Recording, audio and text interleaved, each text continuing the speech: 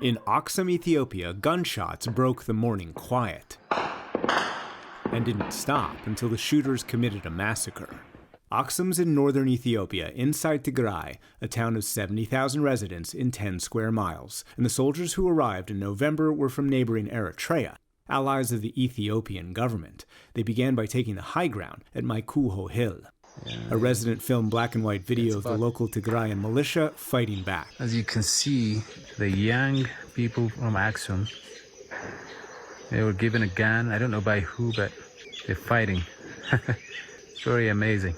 The person describes fighting around the hill of Maikuho, is only a few hundred meters away from the main hotels and the main churches of the city. A crisis response unit was able to geolocate the video and find that it was shot around Maikuho.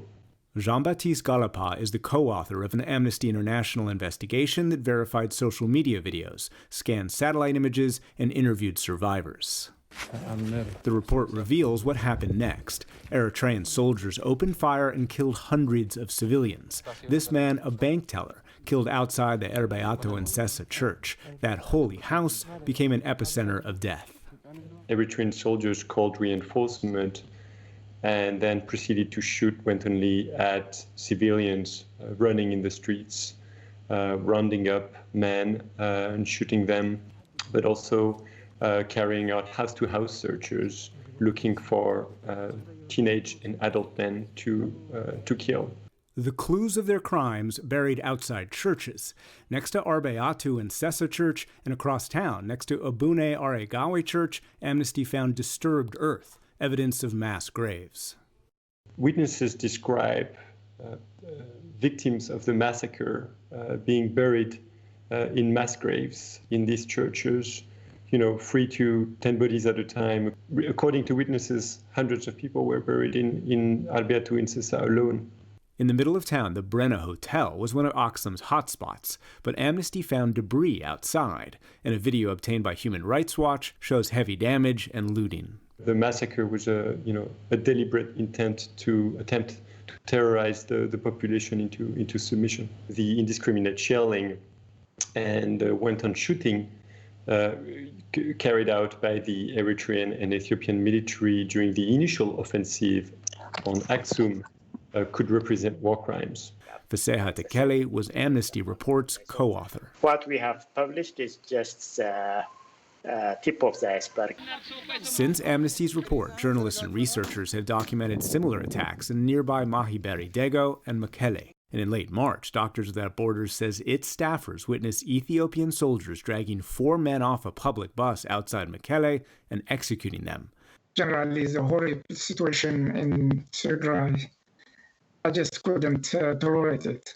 Berhane Kadana Mariam was Ethiopia's former deputy ambassador to the UN. He's a Tigrayan diplomat who's represented Ethiopia for decades. But last month he resigned and said his concerns go beyond his ethnicity. He rejects Prime Minister Abiy Ahmed's claims the Ethiopian military is fighting terrorism and separatists, and accused Ahmed of a campaign of genocide against Tigray and a campaign of persecution of his political opponents. The war is targeting the young and general public. He wants to maintain his power. He just wants to be a king, They are highly corrupted. Acts of ethnic cleansing, which we've seen in Western Tigray, that has to stop. Publicly, U.S. officials have confirmed few details of Ethiopian and their allies' actions. But a senior administration official told PBS NewsHour the U.S. has concluded with a great deal of certainty there have been mass killings, the use of rape as a tool of war, forced displacement, and the destruction of civilian infrastructure. Abe recently admitted Eritrean soldiers were in Ethiopia, but he hasn't admitted what they did, and he rejected recent U.S. requests for a ceasefire and political dialogue. Meanwhile, Tigrayan survivors are trying to recover from trauma.